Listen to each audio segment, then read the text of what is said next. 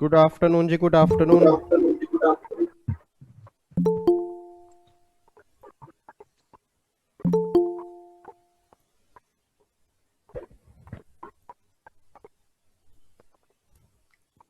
मेरी आवाज क्लियर आ रही है आपको? Yes sir. अच्छा, आ रही है साउंड। Yes sir.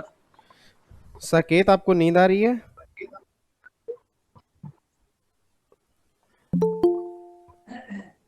बच्चा आराम आराम फरमा रहा है। बच्चा कह रहा है सर लेट के डाउट ले ले तो अच्छा रहेगा। कोई नहीं कोई नहीं, रेस्ट कर लो, कोई बात नहीं। चाय पानी भिजवा दूं?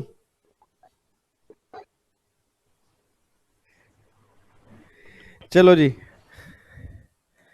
स्टार्ट करें डाउट सेशन। Yes sir. एक बार यहाँ, अच्छा यहाँ पे ना एक कमेंट बॉक्स वाला, सर। एक यहाँ पे ना कमेंट बॉक्स वाला भी ऑप्शन होगा, चैट चैट वाला।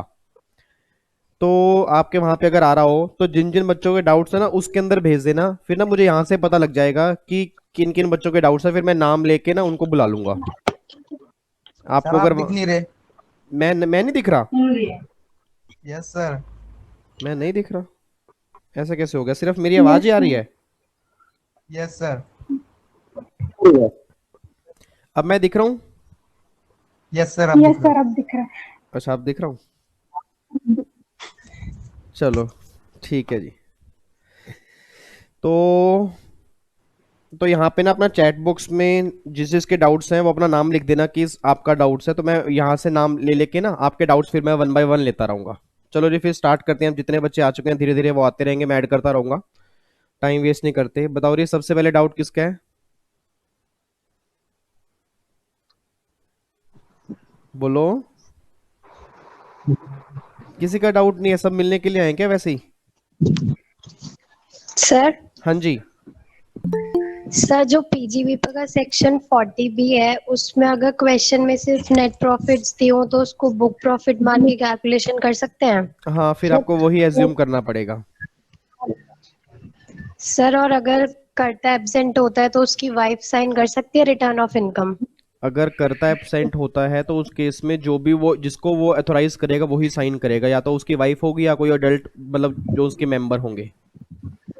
सर, तो अगर आंसर में जैसे अडल्ट मेंबर के लिए अगर मेजर सन और वाइफ दोनों दे हो तो वाइफ कर सकती है ना फिर? हाँ, कर सकती है। Okay sir, thank you. Okay जी, वेलकम।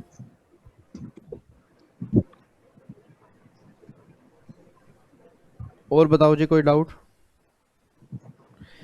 तेजस, तेजस आपका डाउट है advance money forfeited. Yes sir.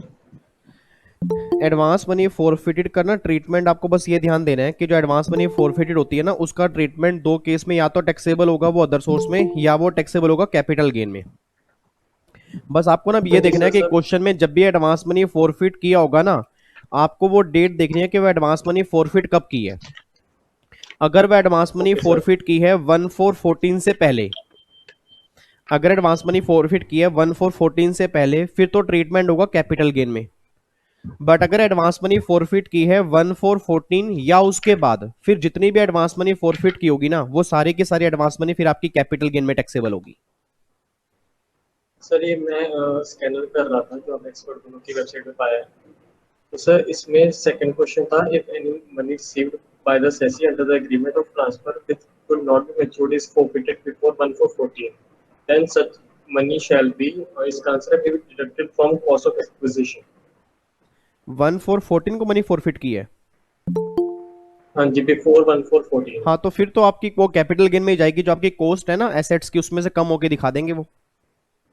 अच्छा ठीक है सर। ठीक है। हाँ जी सर, थैंक यू। ओके जी, वेलकम। आकांक्षा, आकांक्षा कहाँ गया बच्चा? उनका डाउट मेरे ख्याल से आया हुआ है। आकांक्षा अपनी ऑडियो ऑन करो। सर जो असेसमेंट ऑफ एओपी और बीओआई था उसमें शेयर्स इंडिटरमिनेट वाला जो कॉन्सेप्ट था वो कंफ्यूज कर रहा है। उसके अंदर तो ये दो चीजें बस आपको देखनी है। देखो जो एओपी बीओआईज होते हैं ना, आपको मैंने बेसिक कॉन्सेप्ट के चैप्टर के अंदर भी बताया था क्लास के अंदर कि एओपी बीओआई पर ना आपके स्लैब रेट लगते हैं। मतलब जो भी आपके नॉर्मल स्लैब रेट होंगे वो तब लग जाएंगे जो आपके 2.5 लाख वाले होते हैं। बट उसमें आपको ये देखना पड़ता है कि एओपी के जितने भी मेंबर हैं, एक तो प्लीज जिनकी भी ऑडियो ऑन है पहले तो वो एक बार बंद कर लो। रितु आपकी ऑडियो ऑन है। तो एओपी के अंदर मैंने आपको ये बताया था कि अगर सारे के सारे मेंबर हैं उनका शेयर अगर डिटरमाइन है कि हर मेंबर का शेयर कितना है वो डिफाइन है और हमें पता है वो शेयर कितने हैं, फिर तो एओपी के हाथ में लगेंगे स्लैब रेट।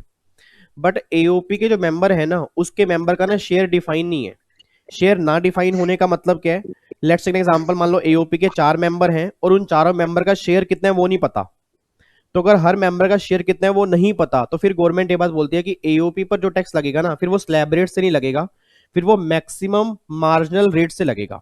अब ये मैक्सिमम मार्जिनल रेट का मतलब क्या होता है? मतलब 30% आपका हाईएस्ट रेट है तो 30% में सरचार्ज ऐड कर देंगे प्लस में 4% सेस लगा देंगे। तो जब भी आपके एग्जाम में क्वेश्चन बनेगा एओपी का, आपको ये देखना पड़ेगा कि एओपी के जितने ही मेंबर हैं उनका शेयर डिटरमाइन है या नहीं है। तो अगर सबका शेयर नोन है और डिटरमाइन भी है फिर तो नॉर्मल स्लैब रेट लगा दो, नहीं तो फिर जो आपका हाईएस्ट रेट होगा फिर वो आपका एप्लीकेबल हो जाएगा। और सेम अननोन वाले में नॉन डिटरमिनाइट और अननोन दोनों में सेम ही केस हाँ है। हाँ, दोनों, मतलब जहां पे शेयर आपको अननोन और अननोन नॉन डिटरमाइन होंगे उस केस में फिर आपका नॉर्मल हाईएस्ट रेट लगेगा फिर। ओके। ठीक है जी। और एक बच्चे का डाउट है, कृतज्ञा। कृतज्ञा कहाँ गया बच्चा? हेलो। हाँ जी, कृतज्ञा गुप्ता बोलो। हाँ सर, मेरा 55 ए में डाउट था। बोलो क्या डाउट है? सर उसमें जो वैल्यू एक सेकेंड, हाँ जी बोलो। सर उसमें जो वैल्यूएशन ऑफ ऑफिसर रेफरेंस दिया हुआ है उसमें जो एफएमबी जो less price of the asset है उसमें मोर देन द जो वैल्यू क्लेम करता है एसएससी वो वैल्यूएट कैसे करेंगे? नहीं नहीं, वैल्यूएशन तो देखो, वैल्यूएशन ऑफिस वैल्यू जो है तो वैल्यूएशन ऑफिसर निकालेगा। आपको तो बस हाँ 55 कैपिटल ए में उन्होंने ये दिया हुआ है कि अगर असेसी क्लेम ये करता है कि एफएमबी ज्यादा है, मतलब हम्म असेसी को ये प्रॉब्लम है कि जो आपने सेल प्राइस लिया ना वो ज्यादा है जबकि इसकी मार्केट वैल्यू इतनी नहीं है। जैसे याद करो एक हम्म पॉइंट हमने किया था 50C में। हम्म 50C के अंदर क्या करते हैं, स्टैंप ड्यूटी वैल्यू आपकी वैल्यू बन जाती है। बट वहां पे एक पॉइंट हाँ मैंने आपको ये भी बताया था कि अगर असेसी को लगता है कि स्टैंप ड्यूटी वैल्यू बहुत ज्यादा है जबकि उसकी मार्केट वैल्यू कम है, तो फिर गवर्नमेंट ये हम्म बात बोलती है कि तुम वैल्यूएशन ऑफिसर के पास चले जाओ या हाई कोर्ट में अपील डाल दो। तो ठीक है 55 कैपिटल ए जो है ना वो जितने भी कैपिटल गेन में सेक्शंस हैं उन सबको रेफर करता है। मतलब जिस भी हाँ सेक्शन में ये लिखा हुआ है कि अगर एसएससी को प्रॉब्लम है इस सेल कंसिडरेशन से तो वो वैल्यूएशन ऑफिसर के पास जाके वैल्यू निकलवा ले। अब वो वैल्यूएशन ऑफिसर के पास किस सेक्शन में जाएगा उसका सेक्शन 55 कैपिटल ए है। अच्छा ठीक है सर। ठीक है ठीक कृतज्ञ। Okay sir. हाँ ओके जी। और बताओ जी, और किसी का यहाँ पे चैट बॉक्स में, और चैट बॉक्स में किसी का और का नाम नहीं आया? एक तो आपकी वीडियो बंद है, मुझे वीडियो बंद से कैसे पता लगेगा आपकी, आप कैसे डाउट पूछ रहे हो? सबने अपनी बस फोटोज लगा रखी हैं और कई नालायक बच्चों ने फोटो भी लगा रखी, मुझे कैसे पता लगेगा आपके डाउट? रितु, रितु आपका डाउट है? रितु आपकी ऑडियो ऑडियो बंद है वहां से। हेलो। हाँ जी, हाँ जी बोलो। Yes sir. हाँ जी, सर आपको आवाज आ रही है? हाँ बिल्कुल आ रही है जी। Good afternoon sir. Good afternoon जी, गुड आफ्टरनून। सर मैंने आपकी यूट्यूब पे सेक्शन 4 की कैपिटल गेन की वीडियो देखी थी। सेक्शन 4 की 54। 54 की, हाँ जी सर मुझे वो कॉन्सेप्ट समझ नहीं आ रहा अभी भी। बोलो उसमें क्या डाउट है? सर उसमें ट्रांसफर वाला कॉन्सेप्ट है ना, क्या क्या इंक्लूड नहीं करते ट्रांसफर में? क्या इंक्लूड नहीं करते? ट्रांसफर नहीं नहीं, सेक्शन 47 की बात कर रहे हो, 54 की बात कर रहे हो? 54 में तो ये लिखा हुआ है कि अगर प्रॉपर्टी आपने कोई बेची है, उससे जो भी आपका लॉन्ग टर्म कैपिटल गेन आएगा, उस कैपिटल गेन को अगर आप प्रॉपर्टी में ही लगा दोगे तो जो भी कैपिटल गेन आपका होगा वो सारा एग्जम्प्ट कर देंगे, ठीक है ना। बट आपको वो घर परचेज करना होगा 1 साल या 3 साल के अंदर, वहां पर एक लिमिट है। और जो भी आप नया घर परचेज करोगे उसको आप 3 साल से पहले बेच नहीं सकते। अगर 3 साल से पहले जो आपने घर वो बेच दिया तो जो कैपिटल गेन आपके एग्जम्प्ट हुए थे वो इनडायरेक्टली वो आपके टैक्सेबल हो जाएंगे। तो वो यही चीज तो बोल रहा है। Okay sir. सर एक और डाउट है हम्म। सर, डिडक्शन की वीडियो देखी थी हमने, section 80 JJA double A 80 JJ, double A. हाँ जी हाँ जी। सर इसमें हमें पॉइंट समझ नहीं आ रहे। पॉइंट क्या समझ नहीं आ रहा? Additional employ cost. Additional employ cost तो ये है कि जो भी आपने नए एम्प्लॉय रखे हैं उस एम्प्लॉय की जो भी आप कॉस्ट बियर करोगे, जितनी भी आपकी कॉस्ट बियर हो रही है उसका गवर्नमेंट कह रही है कि उसका 30% हम आपको डिडक्शन दे देंगे। बट जो भी आपने एम्प्लॉय रखे हैं उनकी सैलरी 25,000 पर मंथ से ज्यादा नहीं होनी चाहिए।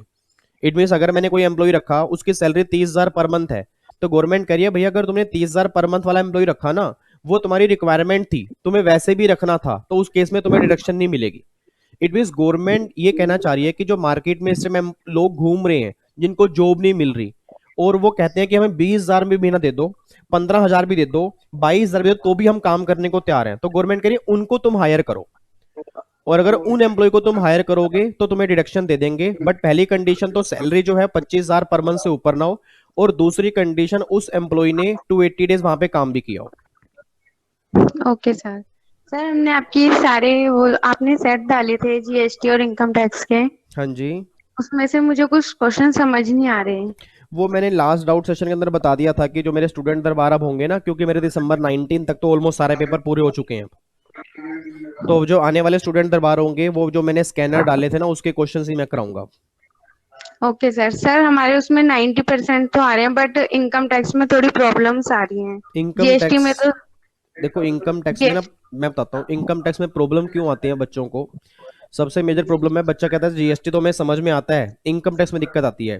रीजन क्या कि पहली बात तो इनकम टैक्स में चैप्टर बहुत ज्यादा है, प्रोविजन बहुत ज्यादा है, और दूसरी बात क्या कि इनकम टैक्स में ना जितने भी आपके टॉपिक्स है ना उनमें सारे प्रैक्टिकल क्वेश्चंस आपके ऐसे आते हैं जिसमें आपको प्रॉब्लम क्रिएट होती है। तो वो सारी प्रॉब्लम सोल्व ही तब होगी, जितनी ज्यादा प्रैक्टिस करेंगे उतनी प्रॉब्लम सोल्व होगी।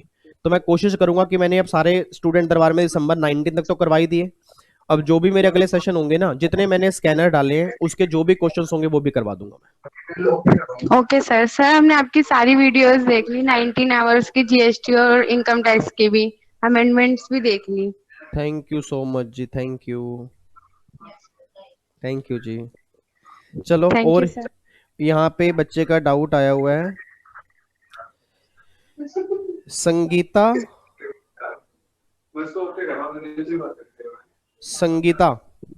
कहाँ पे है बच्चा? Yes sir. हाँ जी, आपका कोई डाउट है? Yes sir. हाँ जी बोलो। सेक्शन 90 में class 4 transaction enter into India for taking the advantages of India and USA. This concept explain.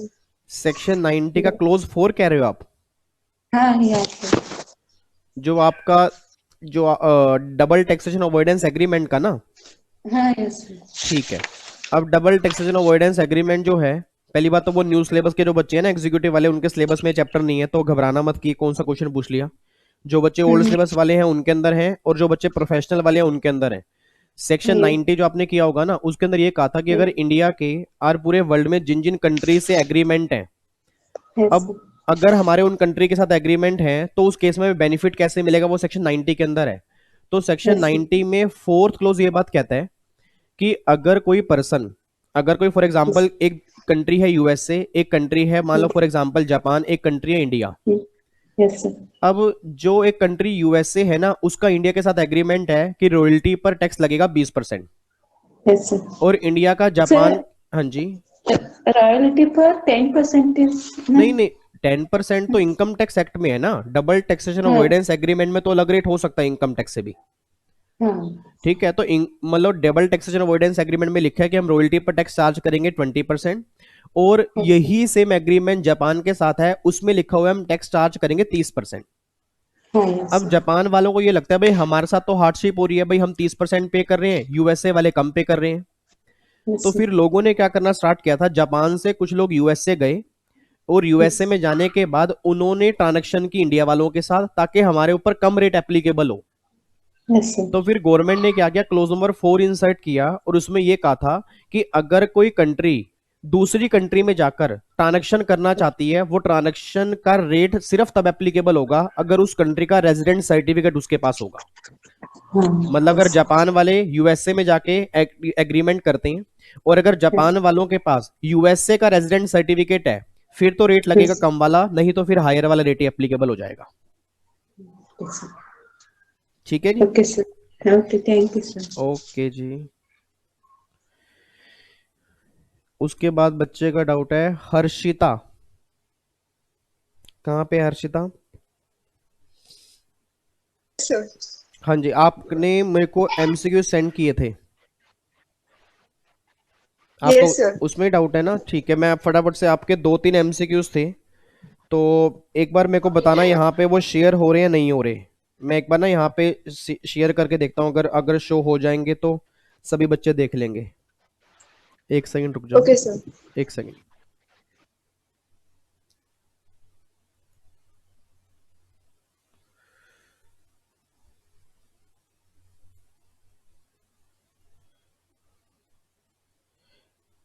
आपको कोई पीडीएफ शेयर हो रहा है वहां पे? पीडीएफ दिख रहा है आपको?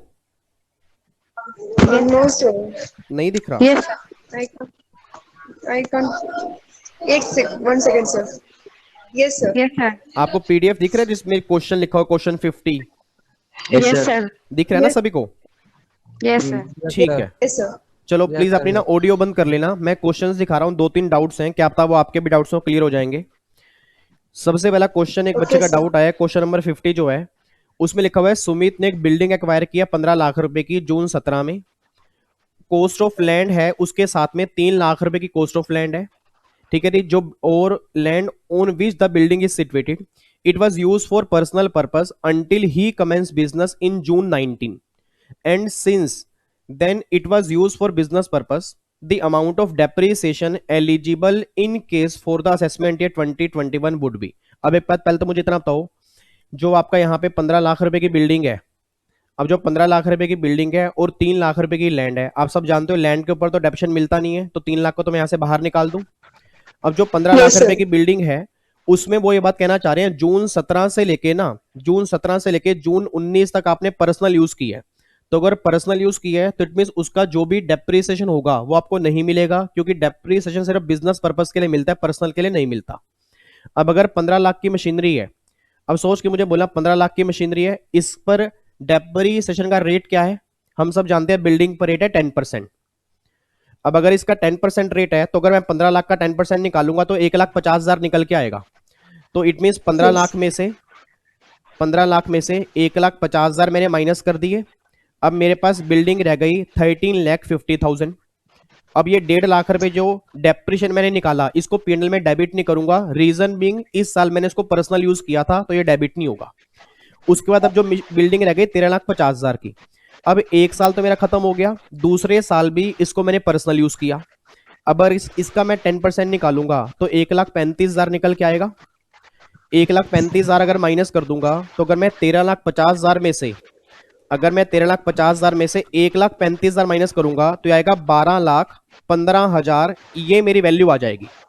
अब जो 1,35,000 निकल के आया, इसको भी पीएनएल में डेबिट नहीं करूंगा, रीजन बीइंग क्योंकि पर्सनल यूज किया था। फिर उसने क्वेश्चन के अंदर बोला कि 2 साल के बाद ना आपने इसको बिजनेस में यूज करना स्टार्ट कर दिया। अब अगर बिजनेस में यूज करना स्टार्ट किया तो अब से जो वैल्यू होगी, इस वैल्यू पर जो भी मेरा डेप्रिसिएशन निकल के आएगा उसको मैं पीएनएल में डेबिट कर सकता हूं। तो मेरी वैल्यू बची कितनी है? 12,15,000। इसका मैं 10% निकालूंगा तो कितना आएगा? 1,21,500। देखो आपको ऑप्शन नंबर डी दिया हुआ है, 1,21,500। ठीक है जी, क्लियर हो गया क्वेश्चन? क्लियर हो गया क्वेश्चन? Yes sir. ठीक है, तो मैंने 2 साल का डेप्रिसिएशन निकाला, मतलब उसको हमें 2 इयर्स का निकालना है। हाँ हाँ, देखो ना, उसने साफ साफ क्वेश्चन को ध्यान से पढ़ो। उसने क्वेश्चन के अंदर बोला है कि 2 साल आपने पर्सनल यूज किया, तो जो 2 साल पर्सनल यूज किया उसका डेप्रिसिएशन निकाल के आपको अलग कर देना है, उसको पीएनएल में डेबिट नहीं करोगे। 2 साल के बाद जो वैल्यू निकल के आएगी उसका जो डेप्रिसिएशन होगा ना, सिर्फ वही डेबिट होगा। और 2 साल के बाद मेरी वैल्यू आ रही है 12,15,000, इसका 10% अगर मैं निकालूंगा तो 1,21,500 ये मेरी वैल्यू निकल के आएगी। ठीक है जी। और उसने मुझसे पूछा ही, ये देखो क्या है कि डेप्रीसिएशन बता दो असेसमेंट ईयर 2021, मतलब प्रीवियस ईयर 1920, तो प्रीवियस ईयर 1920 में कितना आएगा, 1,21,500 ये मेरा निकल के आएगा। ठीक है, चलो अब ये देखो, Yes, sir. ये देखो इसका आंसर मैंने यही दिया हुआ है। अगर आपने देखो इसका आंसर मैंने यही दिया हुआ है। उसके बाद फिर आपने अगला क्वेश्चन मुझे भेजा था। हाँ यस अगला क्वेश्चन था ये क्वेश्चन नंबर 44। क्वेश्चन नंबर 44 मैं यहाँ पे पढ़ने जा रहा हूँ यस जी। क्वेश्चन नंबर 44 है, 20 अक्टूबर 2019 पीहू माइनर चाइल्ड है, उसको गिफ्ट मिला है 20 लाख रुपए का उसके फादर के फ्रेंड से। On the same day amount is deposit in the Pihu bank account. On the said deposit interest मिल रहा है 13,000 रुपए का, जो अर्न किया प्रीवियस ईयर 1920 में। In whose hand the income of PU shall be taxable, also compute the amount of income that shall be taxable। पहली बात तो ये बताओ, माइनर चाइल्ड की सारी इनकम उसके पेरेंट्स में क्लब होती है। पेरेंट्स कौन से, जिसकी इनकम ज्यादा होती है। अब यहाँ पे वो कह रहा है कि टोटल इनकम माइनर की ना 20 लाख रुपए है। अब ये 20 लाख रुपए मुझे क्लब करनी है और 13,000 रुपए इस 20 लाख को इन्वेस्ट करके इंटरेस्ट कमाया, तो ये इंटरेस्ट भी क्लब होगा और ये भी क्लब होगा। क्योंकि आपको मैंने पहले भी कहा था कि माइनर वाले केस में सारी इनकम क्लब होती है, चाहे वो एक्रीशन ऑफ इनकम ही क्यों ना हो। बस अगर माइनर चाइल्ड की स्किल वाली इनकम है वो क्लब नहीं करनी, अगर माइनर चाइल्ड हैंडीकैप है वो क्लब नहीं करनी। तो क्वेश्चन में उसने कहीं नहीं कहा ये इनकम स्किल वाली है, उसको गिफ्ट मिला है, तो ये 20 लाख रुपए ये भी क्लब होंगे और इस 20 लाख पर 13,000 रुपए का इंटरेस्ट आया ये भी क्लब होगा। तो टोटल मिला के आ गया 20,13,000। बट अगर आपको क्लास ध्यान आ रही हो तो क्लबिंग ऑफ इनकम के चैप्टर के अंदर मैंने आपको बताया था कि जिस भी पेरेंट्स में इनकम क्लब करते हो ना, उस पेरेंट्स को 1,500 रुपए पर चाइल्ड की एग्जम्पशन मिलती है। ठीक है जी। अब देखो 20,13,000 मुझे क्लब करने हैं, बट 1,500 तो मुझे एग्जम्पशन मिल जाएगी। तो अगर 1,500 माइनस करूंगा तो आंसर आएगा 20,11,500। देखो टैक्सेबल हो जाएंगे फादर या मदर, जिसकी भी इनकम ज्यादा होगी ना उसमें टैक्सेबल हो जाएगी। Option number C is the correct answer. Clear हो गया अर्शिता? काउंट ही नहीं किया, आपने गलती क्या की थी? एग्जाम्पशन काउंट नहीं किया, मतलब एग्जाम्पशन माइनस नहीं किया। हाँ तो माइनस करनी थी ना, 1,500 रुपए पर चाइल्ड की एग्जम्पशन होती है, उसको माइनस करने के बाद ये आंसर आएगा ऑप्शन नंबर सी। ठीक है, ओके सर। अगला क्वेश्चन फिर आपने मुझे भेजा था, देखो इसका आंसर मैंने वही ऑप्शन नंबर सी दिया हुआ है। यस अगला क्वेश्चन आपने मुझे भेजा था ये वाला, कौन सा भेजा था? क्वेश्चन नंबर 5 ये रहा। क्वेश्चन नंबर 5 है। उसमें 60% मतलब 60% नहीं, वही मैं बता रहा हूं। आप यहाँ पे ये गलती करोगे। अगर आपने क्वेश्चन ध्यान से पढ़ा हो, क्वेश्चन ध्यान से पढ़ना, सारे जितने बच्चे बैठे हैं, mister Harini earn income ₹4 lakh from the sale of tea leaves grown in the Shimla. वो सिर्फ ना टी लीव्स की बात कर रहा है, वो टी की बात नहीं कर रहा। जो हम 60-40% निकालते हैं वो टी वाले केस में निकालते हैं। इट मींस अगर आपने टी बेची, टी की उससे इनकम जो आई उसमें 60% agriculture, 40% non agriculture. Tea leaves तो हमारी सारी ही एग्रीकल्चर है ना, ठीक है ना। तो देखो टी लीव्स की इनकम है 4 लाख रुपए, तो उसने पूछा एग्रीकल्चर इनकम कितनी है, तो उसका गलती से भी 60% मत निकाल देना, ये टी लीव्स है। तो टी लीव्स का मतलब पूरी एग्रीकल्चर इनकम है, तो पूरी 4 लाख रुपए की एग्रीकल्चर इनकम है। ओके, मुझे लगा सिर्फ टी का होगा तो इसलिए नहीं, मुझे नहीं लगना नहीं चाहिए ना, क्वेश्चन ध्यान से पढ़ना है। ठीक है, यस सर। चलो अगला क्वेश्चन फिर आपका ये कैपिटल गेन का लास्ट क्वेश्चन है। मेरे ख्याल से आपने 4 क्वेश्चन ही भेजे थे ना। हाँ, अगला क्वेश्चन ये है, ये तो मैंने अभी बताया है। सेक्शन 54 जो मैंने बताया है ना, कि अगर आपने घर बेचा, घर को बेच के जो भी कैपिटल गेन आया, ठीक है, उस कैपिटल गेन को फिर आपने दूसरे घर में लगा दिया, तो वो कैपिटल गेन एग्जम्प्ट हो जाएगा। और अगर जो घर आपने परचेस किया उसको 3 साल से पहले आप बेच देते हो, तो जो कैपिटल गेन एग्जम्प्ट हुआ था वो इनडायरेक्टली टैक्सेबल हो जाएगा। अब यहाँ पे देखना, उसने वही बात बोली है। यहाँ पे क्या, 28 लाख रुपए का पुराना घर था जो बेचा आपने, 28 लाख रुपए का घर बेचा, उसमें कैपिटल गेन आपका आया 8,40,000। अब 8,40,000 में से ना आपने नए घर में लगा दिया 5 लाख। अब सोच के बोलना 8 लाख में 840 में से 5 लाख तो लगा ही दिए, इट मीन से 5 लाख रुपए सेक्शन 54 में एग्जम्प्ट हो जाएंगे। जो बैलेंस 3,40,000 रुपए बचेंगे वो हो जाएंगे टैक्सेबल। तो ये देखो long term capital gain 340 taxable हो गया। फिर वो कह रहे हैं आपने जो नया घर लिया था ना उसको भी बेच दिया अप्रैल 19 में। आपने अब बोल देना दिसंबर 18 में आपने घर परचेज किया, अप्रैल 19 के अंदर बेच दिया, तो आपने 3 साल के अंदर अंदर घर बेच दिया ना। तो 3 साल के अंदर अगर अंदर घर बेच दोगे ना तो उस केस में जितने का आपने घर बेचा है ये 14 लाख रुपए, ध्यान रखना ये पूरा का पूरा टैक्सेबल हो जाएगा। ये 14 लाख रुपए पूरा टैक्सेबल होगा। रीजन बिंग गवर्नमेंट कहते 3 साल से पहले आप घर बेच नहीं सकते, और अगर 3 साल से पहले आपने घर बेच दिया तो उस केस में हम पूरा टैक्सेबल कर देंगे। तो ये 14 लाख रुपए, ये देखो short term capital gain. Short term क्यों आ रहा है? दिसंबर 18 में लिया था, अप्रैल 19 में ही बेच दिया, तो ये शॉर्ट टर्म कैपिटल गेन पूरा का पूरा टैक्सेबल हो जाएगा। ओके, पूरा टैक्सेबल होगा शॉर्ट के। हाँ ये पूरा का पूरा टैक्सेबल हो जाएगा। ठीक है, okay sir, thank you sir. Okay जी। तो अब मेरे ख्याल से आपको पीडीएफ तो नहीं दिख रहा अब? No sir. अब क्या दिख रहा है? मैं दिख रहा हूँ? नो। अच्छा मैं भी नहीं दिख रहा, एक सेकंड रुको फिर। अब मैं आ गया हूँ अब? हाँ आप दिख रहे सर। चलो ठीक है। Yes sir. O my God, काफी बच्चे तो भाग ही गए। देखो इतने सारे बच्चे गायब हो गए, क्यों? उनको लग रहा था हमें सब कुछ आता है। चलो चलो अब बताओ जी, अब ये किस किस के डाउट है? अभी ये पलक आपका डाउट है? हाँ पलक, हेलो पलक सर। बोलो। हेलो हेलो पलक, सर। पहले एक सेकंड में पलक का डाउट ले लूं, उसके बाद फिर मैं आता हूँ। हाँ जी पलक बोलो। Good afternoon sir. Good afternoon, थोड़ा सा जोर से बोलो। सर जो मैथ का चैप्टर है मिनिमम ऑल्टरनेट टेक्स्ट वाला, उसमें आपने बताया था कि जो रेट ऑफ मैथ है वो एक केस में 9% या 15% की जगह पे हाँ जी IFSC वाला केस। तो जो IFSC है इंटरनेशनल फाइनेंशियल सर्विस सेंटर, वो मतलब कौन सा सेंटर होता है? और प्लस इसमें आपने बोला था ना कि जैसे कि इसमें जो इनकम डिराइव होती है वो सॉलिडली इन कन्वर्टेबल फॉरेन एक्सचेंज में डिराइव होती है। तो एक बार उसकी भी थोड़ी सी मतलब एक्सप्लेन कर दो कोई एग्जाम्पल से कि उसको। उसका ये है, जैसे आप देखो जब हमने मैट की बात की थी ना तो मैट का रेट मैंने सबको बताया कि 15% आपका रेट है, ठीक है। बट मैंने कहा था कि ये 15% वाला रेट जो होगा ना ये आपका 9% हो जाएगा अगर आप एसएससी जो है कंपनी जो है वो इंटरनेशनल फाइनेंशियल सर्विस सेंटर के अंदर लोकेट करती है।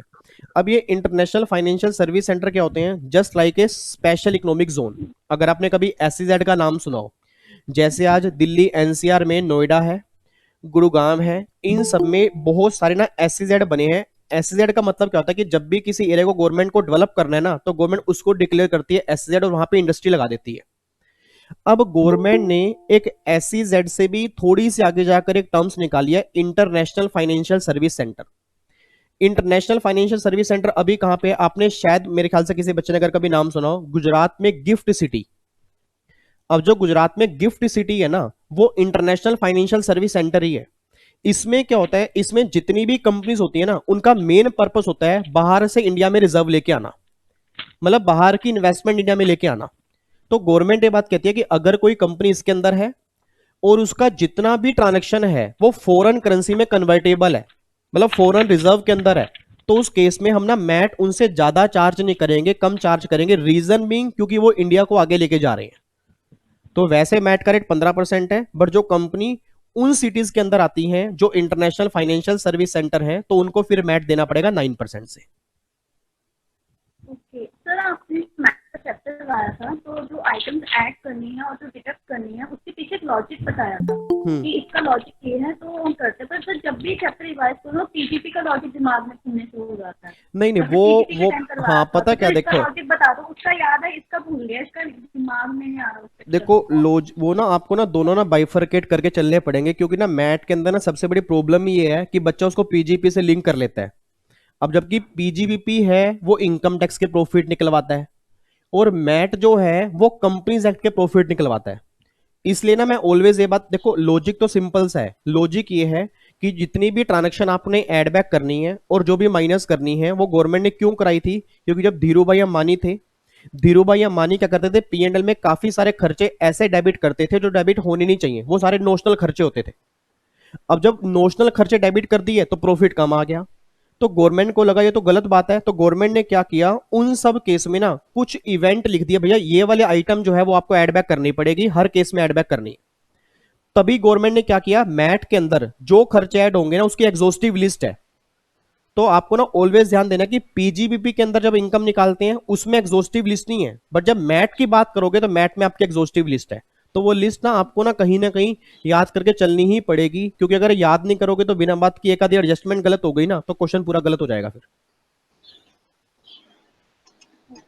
तो वो जो आइटम्स हैं उसमें ऐड बैक करने की और डिडक्शन करने की, उसमें ना 2-3 पॉइंट्स हैं, जैसे कि एक है नोशनल लॉस अंडर सेक्शन 47, कि आपने क्लास के टाइम पे पेंडिंग करवाया था कि इसको भी के लिए पेंडिंग कर लो, मैं फर्दर आगे करवाऊंगा। हाँ, अगर आपने, मैं बता रहा हूँ, अगर आपने वो 47, अगर आपने कैपिटल गेन का चैप्टर देख लिया ना, मैंने आपको 5 ऐड के लेक्चर भी भेजे थे प्रोफेशनल के अंदर। जी सर। उसमें कैपिटल गेन में ना एक सेक्शन 47 आएगा, ठीक है, तो मेरे ख्याल से उसकी ना 4 देखा तो मुझे मिला नहीं, इसलिए मैंने पूछा। नहीं, कैपिटल गेन में 47 है जहां से मैंने गिफ्ट की टैक्सेशन लिंक की है। जी सर। जहां से मैंने गिफ्ट की टैक्सेशन लिंक किया ना, एक बार बुक खोल के देखना, ठीक है, ये आपके पास ई बुक आई होगी, उसमें सेक्शन 47 जो होगा ना, सेक्शन 47 जो होगा वहां पे मैंने स्पेसिफिकली दिया भी हुआ है। तो अगर वहां पे आप जहां पे एक वर्ड लिखा होगा जस्ट रीडिंग वाला, जस्ट रीडिंग के नीचे देखोगे वहां पे आपका इंटरलिंक हो जाएगा उससे। ओके सर, डेफर्ड टैक्स कौन से होते हैं? डेफर्ड टैक्स का मतलब तो ये होता है जो फ्यूचर के, जैसे आपने कभी नाम सुना हो डेफर्ड टैक्स एसेट्स या डेफर्ड टैक्स लाइबिलिटीज, जो फ्यूचर के अंदर होंगे, मतलब फ्यूचर की लाइबिलिटीज कुछ होती हैं। जैसे आपने अकाउंट्स के अंदर, मेरे ख्याल से आपने अकाउंट्स के पीएनएल में कभी डेफर्ड रेवेन्यू एक्सपेंडिचर क्या होते हैं, जो हम फ्यूचर में सेट ऑफ करेंगे, ठीक है ना। तो प्रैक्टिकली अब तो वैसे अब तो इनकम टैक्स में डेफर्ड टैक्स कॉन्सेप्ट खत्म हो चुका है, ये नॉर्मली अकाउंट्स के अंदर ही चलता है।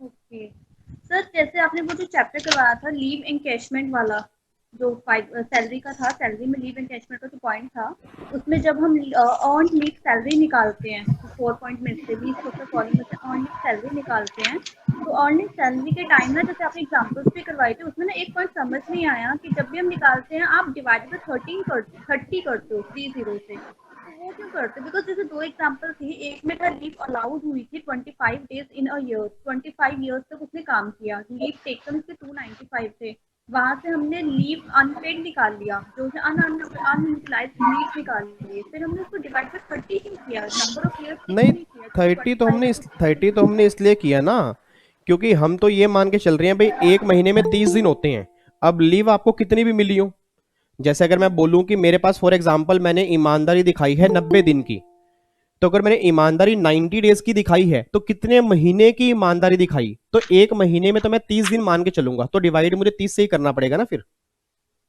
अच्छा, 30 जो है वो नंबर ऑफ डेज है। Yes yes yes. ओके। और सर एक और डाउट था, ग्रेचुटी वाला जो चैप्टर पॉइंट था, ग्रेचुटी वाला, जिसमें हम वो ग्रेचुटी निकालते हैं अंडर एक्ट और अंडर जो मतलब not covered under gratuity act है और जो कवर्ड अंडर ग्रेचुटी एक्ट है, उसमें जब हम वो थ्री पॉइंट्स निकालते हैं, एक में half month salary on the basis of last drawn salary for each completed year of service और पार्ट, और दूसरे में एवरेज के बेसिस पे निकालते हैं। सर इसमें जो डीए का पॉइंट है ना, बस वो पूछना है, जैसे डीए जो 2 तरीके से आते हैं, एक में क्या होता है, सब में आपने 2-3 करवाए थे क्लास में, बेसिक सैलरी तो सिंपल गिवन है हमें, और डीए दिया हुआ है 10% ऑफ बेसिक सैलरी और 30% ऑफ उटोए, ठीक है, उस केस में हम बेसिक सैलरी का डीए लेते हैं, फिर वहां से 30% निकाल के सिंपल कैलकुलेशन के लिए निकाल लेते हैं। फिर कई केसेस में क्या होता है, सपोज की हमें बेसिक सैलरी दी हुई है 10,000 पर मंथ, और साथ में दिया हुआ है कि 2,000 was increase with effect from 1 अप्रैल 2019, तो उस केस में सैलरी तो निकल आती है, पर जो डीए है फिर वैसे डीए में भी तो चेंज आ जाएगा ना, बिकॉज़ नहीं, अगर डीए में तो चेंज तब आएगा ना अगर डीए बेसिक सैलरी का कुछ परसेंटेज होगा। लेट्स टेक एन एग्जांपल, मेरी सैलरी 10,000 पर मंथ है, ठीक है, उसके ब्रैकेट में लिखा हुआ है कि आपकी 2,000 पे सैलरी इंक्रीज हुई थी इस दिन से, ठीक है, और डीए मुझे पहले से ही दिया हुआ है, डीए जो है वो 4,000 पर मंथ है, तो जब डीए मुझे ऑलरेडी 4,000 पर मंथ दिया है तो डीए का तो इंक्रीमेंट होगा या नहीं होगा वो तो कुछ है ही नहीं, तो मेरा डीए तो 4,000 ही रहेगा। बट अगर वो ये बोल दे कि डीए बेसिक सैलरी का 10% है, तो फिर जैसे जैसे सैलरी चेंज होगी ना, फिर उसके वजह से मेरा डीए भी चेंज होगा। हाँ, वही वाला पॉइंट था, मतलब कुछ चेंज होगा ना वहाँ पे। हाँ, बिल्कुल चेंज होगा। Okay sir, thank you sir. Okay जी, God bless you. Thank you sir. Same चीज। और यहाँ पे एक बच्चे का डाउट है, cute cute, oh my God, cute Nayra, क्या बात है, क्यूट नायरा, बाकी सब क्यूट नहीं है जी, मैं भी क्यूट नहीं हूँ, कोई बच्चा क्यूट नहीं है, नायरा सिर्फ क्यूट है। हाँ जी नायरा। Hello sir. हेलो जी। सर मेरा सर सीबीपीपी में डाउट है। हाँ बोलो। सर इसमें ये वाला टॉपिक समझ नहीं आ रहा, आप बता दीजिए एक बार समराइज करें। कौन सा टॉपिक, टॉपिक तो बताओ नालायक। सर सीडीबीटी। सीबीडीटी या सीडीटी? Sir CDT. तो वो हाँ मतलब वो पीजीपी के अंदर थोड़ा वो तो अदर सोर्स में है। हाँ सर वही तो बोला आपने पीजीपी बोला है, मैं नहीं खेलूंगा आपके साथ। चलो ठीक है, इधर ठीक है, मैं डाउट लेता हूँ। सीडीटी के अंदर डाउट क्या है कि सीडीटी का कॉन्सेप्ट ही समझ में नहीं आ रहा है, या कोई पर्टिकुलर पॉइंट है जो आपको डाउट है? सर कॉन्सेप्ट समझ नहीं आ रहा। चलो मैं फटाफट से अब 2 मिनट के अंदर रिवाइज करवा रहा हूँ, 2 मिनट लगेंगे पूरा। देखो एक बच्चे ये जो साकेत है उसको बहुत ज़्यादा नींद आ रही है, बच्चा बड़ा परेशान है, बच्चा कह रहा है क्या यार कैसे कैसे डाउट पूछ रहे हो। इधर देखो ध्यान से नालायक, चाय पी लो और साथ में मट्ठी खानी है, साथ में हो सके तो फैन भी ले लेना एक आधा। इधर सुना ध्यान से अब नारिया, सीडीटी का मतलब ये होता है, पहली बात तो सीडीटी कॉन्सेप्ट जो है वो इंडियन कंपनी पर लगेगा, फॉरेन कंपनी पर नहीं लगेगा। इंडियन कंपनी जब भी अपने शेयर होल्डर को डिविडेंड देती है तो गवर्नमेंट ये बात बोलती है कि कंपनी जो है ना वो डिविडेंड देते हुए कुछ टैक्स काट के गवर्नमेंट को जमा करवाएगी, और जो भी शेयर होल्डर के हाथ में डिविडेंड होगा उसके हाथ में एग्जम्प्ट होगा, रीजन बीइंग क्योंकि कंपनी उस पर टैक्स पहले से काट चुकी है। बस एक बात ध्यान देना कि अगर ये डिविडेंड 10 लाख तक है फिर तो कंपनी सीडीटी काट के जमा करवाएगी, शेयर होल्डर के हाथ में टैक्सेबल है। और अगर डिविडेंड जो है वो 10 लाख से ज़्यादा है तो फिर गवर्नमेंट ये बात कहती है जितना डिविडेंड 10 लाख से ऊपर होगा ना वो शेयर होल्डर के हाथ में भी टैक्सेबल होगा एट द रेट 10%, और कंपनी उस पर सीडीटी काटेगी ही काटेगी। ये प्लीज़ एक तो पहले वॉल्यूम बंद करो, किसकी वॉल्यूम ऑन है, ऐसे समझ में कुछ भी नहीं आएगा। तो आपको बस ये ध्यान देना है कि सीडीटी कॉन्सेप्ट जो है वो सिर्फ कंपनी के ऊपर एप्लीकेबल होगा, इंडियन कंपनी, फॉरेन कंपनी पे नहीं लगेगा। तो जब भी एग्जाम में क्वेश्चन बने ना, आप क्वेश्चन में ये देख लेना कि पहली बात कंपनी कौन सी है, दूसरी बात डिविडेंड कितना है। अगर डिविडेंड 10 लाख तक है तो कंपनी सीडीटी काटेगी, शेयर होल्डर के हाथ में सारा एग्जम्प्ट कर दो। और अगर डिविडेंड 10 लाख से ऊपर है तो कंपनी सीडीटी फिर भी काटेगी, शेयर होल्डर के हाथ में भी टैक्सेबल होगा, बट सारा नहीं, जितना पोर्शन 10 लाख से ऊपर है उतने पोर्शन को उठा लो और शेयर होल्डर के हाथ में 10% टैक्सेबल कर लो। ठीक है? अच्छा सर मतलब 10 लाख से नीचे एग्जेम्प्ट रहेगा शेयर होल्डर के हाथ में।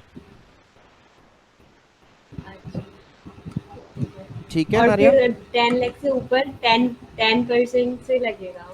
10 लाख से ऊपर 10% से लगेगा शेयर होल्डर के हाथ में, और कंपनी भी सीडीटी काटेगी काटेगी, कंपनी तो सीडीटी हर केस में काटेगी। ठीक है? ठीक है जी? हाँ सर ठीक है। और सर जो गिफ्ट वाला कॉन्सेप्ट है ना अदर सोर्स में, हाँ हाँ सर एक बार इसमें भी पूछ लो सर। नालायक, आप ये कहो ना सीधा अदर सोर्स समझा दो मुझे पूरा चैप्टर। चलो इधर देखो ध्यान से, गिफ्ट के अंदर तो सिंपल सा पॉइंट है, बिल्कुल गिफ्ट के अंदर तो खास कुछ है ही नहीं, आपको बस ये देखना है। पहले तो पीछे से आवाज बंद करो, पीछे से आवाज बंद करो, पीछे देखो छोटे छोटे बच्चे क्यूट क्यूट से आपके साथ मेरे ख्याल से हैं अभी। गिफ्ट वाला कॉन्सेप्ट सिर्फ ये है, अगर 50,000 तक का गिफ्ट है फिर तो वो एग्जम्प्ट है, 50,000 से ज्यादा गिफ्ट है फिर वो टैक्सेबल है। ठीक है नी? अब गिफ्ट की 3 फॉर्म होती हैं, या तो मॉनिटरी फॉर्म होगी या नॉन मॉनिटरी फॉर्म होगी। मॉनिटरी फॉर्म का मतलब क्या हो गया, चेक हो गया, ड्राफ्ट हो गया, कैश हो गया। नॉन मॉनिटरी के अंदर क्या होगा कि मूवेबल प्रॉपर्टी भी हो गई और इमूवेबल भी होगी। बस ये बात ध्यान देना कि जो 50,000 रुपए की लिमिट है ना वो इन तीनों को एग्रीगेट करके चेक नहीं करनी। मनी वाले की अलग लिमिट है, मूवेबल वालों की अलग लिमिट है, और जो आपका इमूवेबल है ना उसकी 50,000 रुपए की अलग लिमिट है। इन तीनों की अलग अलग लिमिट है। और दूसरी बात, अगर रिलेटिव से गिफ्ट मिलेगा सारा एग्जम्प्ट है, शादी पर गिफ्ट मिलेगा तो भी एग्जम्प्ट है, अगर किसी ट्रस्ट से गिफ्ट मिल रहा है तो भी एग्जम्प्ट है, किसी स्कूल एजुकेशनल इंस्टीट्यूट से गिफ्ट मिल रहा है तो भी एग्जम्प्ट है। तो कुछ वहां पे ना लिमिट्स लिखी हुई हैं, इन केस में मिलने वाला गिफ्ट जो होगा ना वो सारा एग्जम्प्ट हो जाएगा। तो वो आपने मेरे ख्याल से नोट्स के अंदर पढ़ा होगा जब भी आपने वो अदर सोर्स के नोट्स पढ़े होंगे तो। हाँ सर, तो मतलब जो 1.5 लाख है मतलब टोटल वैसे मूवेबल और मनी और इमूवेबल को मिला के तीनों का मतलब 1.5 लाख एग्जाम्प्ट रहेगा। हाँ जी, हाँ जी, हाँ, मतलब आप ये बोल सकते हो कि 1.5 लाख एग्जाम्प्ट है तीनों को मिला के। ओके सर, हाँ यही समझ नहीं आ रहा था ना कि मतलब तीनों का वो करेंगे या फिर नहीं नहीं नहीं नहीं, मनी वाले मनी से एग्रीगेट करेंगे, मूवेबल वाले मूवेबल से करेंगे, और इमूवेबल वाले आपस में एग्रीगेट होते ही नहीं है। ओके सर, थैंक यू ठीक, सो मच। ओके जी। चलो जी, अगला डाउट फिर मैं नाम बोलता हूँ। अगला डाउट है शीशांक। शीशांक कहाँ पे है? Hello sir. हेलो जी। सर आरपीएफ में आफ्टर रिटायरमेंट तो फुल्ली एग्जाम कब हो रहा, मतलब एनी वन कंडीशन सेटिस्फाइड हो या तीनों कंडीशन सेटिस्फाइड नहीं, हो? कोई भी एक कंडीशन अगर सेटिस्फाइड होगी तो जितना पैसा होगा आरपीएफ का वो सारा एग्जाम्प्ट हो जाएगा। सर जो आपके हैंड रिटन समरी नोट्स हैं उसमें आपने लिखा है if any one condition not satisfied. Any one condition not satisfied. हाँ, तो टैक्सेबल होगा ना फिर। नहीं, ऊपर आपने ये भी लिखा है fully examined if any one condition not satisfied. नहीं नहीं, फिर वहां पे अगर ये लिखे फुली एग्जाम्प्ट तो फिर वहां ये लिख लेना any one condition satisfied. Okay sir, thank you sir. ठीक है जी। और कोई डाउट? चलो, और यहाँ पे हेलो सर। हेलो जी, कौन? सर मैं नीरू। हाँ जी नीरू, की हाल चाल? सर मैं ठीक हूँ, आप कैसे हैं? मैं बहुत अच्छा हूँ जी। चलो बताओ डाउट। सर मेरा ना एक अदर सोर्स से रिलेटेड छोटा सा डाउट है। हम्म जो माइनर मैरिड डॉटर है उसकी जो इनकम है वो किस में असेस्ड होगी? जैसे उसके पेरेंट्स में जिनकी हायर है उनमें से होगी या फिर उसके स्पाउस में होगी या एग्जाम्प्ट होगी? नहीं नहीं, एक बार दोबारा पूछो। पहली बात तो ये क्वेश्चन अदर सोर्स का नहीं है, क्लबिंग का है। हाँ सॉरी सर, वो क्लबिंग वाला जो वो एक क्वेश्चन बात है। मुझे बताओ नालायकों, मतलब एग्जाम पोस्टपोन हो गए हैं तो क्या ये चैप्टर भी अब पोस्टपोन करोगे क्या अलग अलग? मतलब इससे नो बच्चा सर, पहले एक्चुअली ना क्वेश्चन मुझे पूछा था दोनों में पीजीबीपी का डाउट। और मुझसे पूछ रहा है फिर सीटीटी कॉन्सेप्ट बता दो। आप कह रहे हो मेरे को अदर सोर्स में डाउट है और क्वेश्चन पूछ रहे हो क्लबिंग का, चक्कर क्या ये? सर मुझे दोनों में पूछना था तो मैंने पहले वो ये वाला पूछ लिया। अच्छा, क्लबिंग में, अच्छा दोबारा से क्वेश्चन पूछो एक बार फटाफट से। क्या था क्लबिंग में? क्या कह रहे हो आप, किसमें क्लबिंग होगी? हाँ किसमें क्लबिंग होगी सर? अगर माइनर मैरिड डॉटर है ना तो उसकी इनकम किसमें क्लबिंग होगी? उसके पेरेंट्स की में किसी की जो इनकम हाई ठीक है, मैं, है उसमें चलो क्लब होगी या मैं फिर बता रहा हूँ, मैं बता रहा हूँ। मे बी अगर आपको थोड़ा बहुत ध्यान आ रहा हो, अगर आपने क्लास ली है या नहीं ली, कोई दिक्कत नहीं है। माइनर मेरी डॉटर के केस में ना, जब भी आपको मैंने कहा था माइनर के केस में इनकम क्लब होती है पेरेंट्स में, और पेरेंट्स का मतलब मम्मी पापा का मतलब कहता है जिसकी इनकम ज्यादा होती है उसमें क्लब होती है। और माइनर में ना माइनर मेरी डॉटर भी इंक्लूड होती है। बट मैं नॉर्मली क्लास में बात बोलता हूँ कि लो में ना गलती है। गलती इसलिए है क्योंकि माइनर मेरी डॉटर वाले केस में ना डबल टैक्स लग सकता है। डबल टैक्स कैसे लगेगा? फॉर एग्जाम्पल माइनर मेरी डॉटर मीन्स छोटी उम्र में ही शादी हो गई, मतलब छोटा हस्बैंड और छोटी वाइफ है, ठीक है नी। अब सोच के बोलना, मान लो छोटा हस्बैंड है और छोटी वाइफ है। अब छोटे हस्बैंड ने ना छोटी वाइफ को एक एसेट ट्रांसफर की, तो अगर छोटे हस्बैंड ने छोटी वाइफ को एसेट ट्रांसफर की और छोटी वाइफ ने जो भी इनकम कमाई तो वो इनकम उसके हस्बैंड में भी क्लब होगी। आपने क्लबिंग के लोग के अंदर पढ़ा था कि अगर हस्बैंड वाइफ को एसेट ट्रांसफर करेगा तो वाइफ जो भी इनकम कमाएगी वो हस्बैंड के अंदर भी क्लब होती है। एक क्लबिंग तो ये हो गई। और दूसरी क्लबिंग कहां होगी? इसके पेरेंट्स में भी क्लबिंग हो जाएगी। रीजन बीइंग क्योंकि minor includes minor married daughter. तो आपको ना बस ये ध्यान देना है कि अगर एसेट ट्रांसफर की है हस्बैंड ने, फिर तो क्लबिंग हस्बैंड के अंदर भी करनी है और उसके पेरेंट्स में भी करनी है। बट अगर एसेट ट्रांसफर हस्बैंड ने नहीं की और फिर इनकम माइनर मेरी डॉटर को आ रही है तो सिर्फ उसके पेरेंट्स के हाथ में क्लब होगी। और पेरेंट्स कौन से? जिसकी इनकम ज्यादा होगी। ओके, बट सर क्वेश्चन में सिर्फ इतना ही पूछा है कि income arising to a minor married daughter shall be assessed in the hands of minor married daughter, या फिर clubbed with the income of that parents whose total तो इनकम फिर इज हायर। फिर पेरेंट्स वाला आएगा। पेरेंट्स वाला? हाँ, but ध्यान रखना अगर वो क्वेश्चन हाउस प्रॉपर्टी का है, अगर उसमें लिखा हुआ है कि हाउस प्रॉपर्टी से आने वाली इनकम है, तो सेक्शन 27 आपने हाउस प्रॉपर्टी के अंदर पढ़ा होगा, उसमें माइनर मैरिड डॉटर नहीं आती। तो उस केस में वो इनकम होगी फिर माइनर मैरिड डॉटर के हाथ में ही क्लब होगी। बट अगर वो हाउस प्रॉपर्टी के अलावा कोई एसेट है और फिर माइनर मैरिड डॉटर को इनकम आ रही है, फिर उसके पेरेंट्स के हाथ में क्लब होगी। Okay sir. ठीक है नीरू? जी जी सर। सर मेरा वो अदर सोर्स से एक डाउट था, वो इंटरेस्ट ऑन कंपनसेशन में। उसके अंदर तो ये है जितना भी इंटरेस्ट होगा वो सारा टैक्सेबल नहीं करना, 50% डिडक्शन मिल जाएगी और 50% टैक्सेबल हो जाएगा। ठीक है सर। ओके। ठीक है जी जी, थैंक यू सर। ओके जी, वेलकम। और बताओ जी, और किसका डाउट? एक बच्चा कह रहा है सर। हाँ जी बोलो। सर वो क्लबिंग वाले केस में 1500 अमेंडमेंट आया है क्या एग्जेम्पशन का? किस में अमेंडमेंट आया है? वो माइनर चाइल्ड को वो होता है जो क्लबिंग होता है तो 1500 रुपए की वो लिमिट। हाँ तो 1500 ही है अभी। पहले भी 1500 ही था सर, हाँ हाँ मतलब। लिमिट, उसमें कोई अमेंडमेंट नहीं है अभी।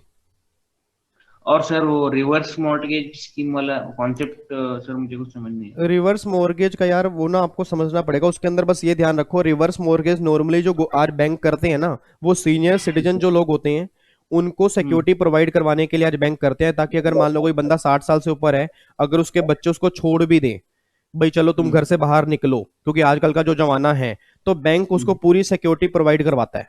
तो गवर्नमेंट ये बात कहती है उस केस में जितना पैसा मिलेगा ना, वो सारा पैसा हम एग्जम्प्ट करेंगे, सिंगल पैसा भी उनके हाथ में टैक्सेबल नहीं करेंगे। तो अगर एग्जाम में क्वेश्चन है तो एग्जाम बस हाँ, जहां पे रिवर्स मॉर्गेज लिखा होगा और सीनियर सिटीजन होगा, तो उस केस में जितना पैसा होगा फुली एग्जम्प्ट होगा, टैक्सेबल कुछ भी नहीं होगा। और सर वो ग्रेड पे के केस में अगर नई सैलरी दे दी, 2 सैलरी दे दी, तो ज्वाइनिंग वाली सैलरी लेना होगा। तो ग्रेड बेस के बेस में अगर 2 सैलरी दे दी है, तो जो ज्वाइनिंग सैलरी होगी वहां से ग्रेड स्टार्ट करोगे। फिर अगर नहीं है तो कौन से ग्रेड में होगा? हाँ अगर नहीं दी हुई तो फिर तो जहां से नॉर्मल ग्रेड हमारा स्टार्ट हो रहा है वो, और अगर ज्वाइनिंग सैलरी दी है फिर ज्वाइनिंग सैलरी से ग्रेड स्टार्ट करोगे। Okay sir, thank you sir. Okay जी, वेलकम। और बताओ जी, एक बच्चा। हाँ जी बोलो, चलो बोलो। सर। हाँ जी सर जो सैलरी में एजुकेशन फैसिलिटी है उसमें चिल्ड्रन की कोई लिमिट है या एनी नंबर ऑफ चाइल्ड हो सकता है? नाम तो बताओ पहले, कहाँ है बच्चा? तपांशी। तपांशी, हाँ जी बोलो, अब बोलो क्या कह रहे हो, जिसमें किसमें लिमिट है? सर सैलरी में जो एजुकेशन फैसिलिटी है उसमें चिल्ड्रन की कोई लिमिट है या फिर एनी नंबर ऑफ चाइल्ड हो सकता है? जितने मर्जी बच्चे हो सकते हैं, पूरी क्रिकेट टीम भी हो सकती है। ओके सर और आपने वो जीएसटी में बताया था कि inter state supply of service में रजिस्ट्रेशन की लिमिट 10 लाख 20 लाख होती है। हाँ जी सर ये जो आपने वो जो क्रक्स का डायग्राम बनवाया था रजिस्ट्रेशन के क्रक्स का, तो उससे ही रिलेटेड है ना ये? हाँ जी हाँ जी हाँ जी। तो सर इंट्रा स्टेट में भी सेम रहेगी ना? हाँ हाँ, इंट्रा में तो पहले भी लिमिट थी, बट इंटर स्टेट में ना पहले लिमिट नहीं थी, इंटर स्टेट वालों को करवाना ही पड़ता था। बट अब गवर्नमेंट लिख दिया कि अगर तुम इंटर स्टेट सर्विस की सप्लाई करोगे तब लिमिट तुम्हें मिल जाएगी, इंटर स्टेट गुड्स की सप्लाई करोगे और अगर वो हैंडीक्राफ्ट गुड्स नहीं है तो फिर तुम्हें कोई लिमिट नहीं मिलेगी, फिर तुम्हें करवाना ही पड़ेगा। तो मेनली वो अब गवर्नमेंट ने क्लैरिफिकेशन बस ये दी है कि अगर तुम सर्विस की सप्लाई करते हो, चाहे वो इंट्रा स्टेट है चाहे वो इंटर स्टेट है, दोनों ही केस में तुम्हें रजिस्ट्रेशन की लिमिट मिल जाएगी। सर और इंटर स्टेट सप्लाई अगर गुड्स की तो फिर वो 24 में कवर हो जाएगा? इंटर स्टेट अगर गुड्स की सप्लाई करोगे फिर वो 24 में कवर हो जाएगा। Okay sir, thank you so much. Okay जी, वेलकम। और बताओ जी, कोई डाउट? सर एक सैलरी का लॉट था। हाँ बोलो, नाम बताओ। अनुराधा सर। अनुराधा, हाँ जी अनुराधा। सर वो सैलरी में वो अगर सेम ईयर में अगर 2 एम्प्लॉयड से हमें ग्रेजुएटी मिलेगा तो फिर कितना वो एग्जाम्प्ट हो जाएगा? सेम ईयर में अगर 2 एम्प्लॉयर से ग्रेजुएटी मिलेगा तो मैक्सिमम 20 लाख ही एग्जाम्प्ट होगा, उससे ऊपर एग्जाम्प्ट नहीं होगा। जैसे मान लो मैं 2 कंपनी के यहाँ पे काम करता हूँ और दोनों कंपनी में सेम ईयर में रिटायरमेंट ले रहा हूँ, एक कंपनी ने मुझे ग्रेजुएटी दी है फॉर एग्जांपल 10 लाख की और एक ने मुझे ग्रेजुएटी दी है 12 लाख की, तो टोटल मुझे 22 लाख मिली है ना, एग्जाम्पशन जो होगी वो सिर्फ आपकी 20 लाख की होगी बस। ठीक है, यस सर। ओके जी, चलो फटाफट से पूछ लो, 10 मिनट और है फिर ये सेशन खत्म हो जाएगा। 10 मिनट के अंदर जितने डाउट्स हैं उतने ले लेते हैं, फिर दोबारा फिर मैं 5:30 बजे अगले डाउट सेशन में आऊंगा। सर। हाँ जी बोलो। क्या चीज? VRS में बोलो क्या डाउट है? एक्सप्लेन कर दूँ ना सर? क्या चीज? आपकी आवाज थोड़ी क्लियर नहीं आ रही, जोर से बोलो। सर एक बार एक्सप्लेन कर दो ना VRS का। एक बार एक्सप्लेन कर दो वीआरएस का। वीआरएस में तो आपने ये पढ़ा होगा ना कि गवर्नमेंट वाले एम्प्लॉय में वीआरएस जो मिलेगा वो एग्जम्प्ट है, और जो नॉन गवर्नमेंट के अंदर मिलेगा तो least of the following shall be exempt, मतलब इनमें से जो भी कम आएगा वो एग्जम्प्ट हो जाएगा। तो पहला जितना एक्चुअल मिलेगा वो, दूसरा वीआरएस में आपकी 5 लाख रुपए की लिमिट है, और फिर तीसरा वहां पे लिखा हुआ है 10 month salary, sorry remaining period, जितने साल आपके बचे हैं उतने सालों की जो सैलरी होगी वो एग्जम्प्ट हो जाएगी। फॉर एग्जाम्पल मान लो मैंने 50 साल के बाद रिटायरमेंट ले ली और 10 साल मेरे बचे थे, तो उन 10 सालों की जो भी मेरी सैलरी बनती होगी ना, तीसरे पॉइंट के अंदर वो आ जाएगी। और फोर्थ पॉइंट में ये है जितने साल आपने कंप्लीट कर लिए, जैसे मान लो मैंने एक कंपनी में 30 साल कंप्लीट कर लिए, तो गवर्नमेंट कहती है जितने साल भी कंप्लीट किए उसको 3 महीने से मल्टीप्लाई करके, और जो भी तुम्हारी लास्ट ड्रोन सैलरी होगी उससे तुम मल्टीप्लाई कर लेना, वो तुम्हारा पॉइंट निकल के आ जाएगा। तो मेनली बस ये बात ध्यान देना कि वीआरएस वाले केस में ना तीसरा और चौथा पॉइंट मेन है। तीसरे पॉइंट में जितने साल बचे हैं उतने सालों की सैलरी लेनी होती है, और चौथे पॉइंट में जितने साल कंप्लीट हो चुके हैं उतने सालों की पूरी सैलरी नहीं, जितने साल कंप्लीट हो चुके हैं उसको 3 महीने से मल्टीप्लाई करके फिर जो आपकी लास्ट ड्रोन सैलरी होगी उससे मल्टीप्लाई करना है। ठीक है, तो लास्ट में इनकी 3 मंथ सैलरी आएगा ना? हाँ हाँ, 3 मंथ सैलरी आएगा। जैसे वो लिखा हुआ नहीं है ना मॉडल, नहीं, वहां पे लिखा हुआ है, अगर आपने नोट्स देखे हो मेरे, वहां पे मैंने लिखवाया हुआ है completed year of service multiply 3 month multiply last drone salary. Model में नहीं है। मॉड्यूल में उन्होंने अलग तरीके से लिखा होगा जबकि एक्चुअल में है।